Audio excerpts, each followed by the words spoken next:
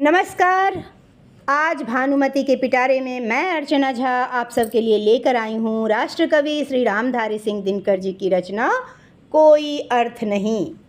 नित जीवन के संघर्षों से जब टूट चुका हो अंतर्मन, नित जीवन के संघर्षों से जब टूट चुका हो अंतर्मन, तब सुख के मिले समंदर का, तब सुख के मिले समंदर का रह जाता कोई अर्थ नहीं।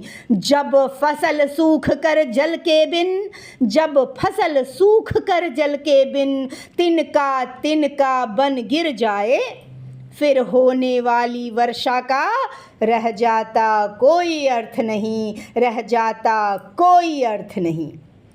संबंध कोई भी हो लेकिन, संबंध कोई भी हो लेकिन, यदि दुख में साथ न दे अपना, फिर सुख में उन संबंधों का, फिर सुख में उन संबंधों का रह जाता कोई अर्थ नहीं, रह जाता कोई अर्थ नहीं। छोटी छोटी खुशियों के क्षण, छोटी छोटी खुशियों के क्षण निकले जाते हैं रोज जहाँ, फिर सुख की नित्य प्रतीक्षा का रह जाता कोई अर्थ नहीं, रह जाता कोई अर्थ नहीं।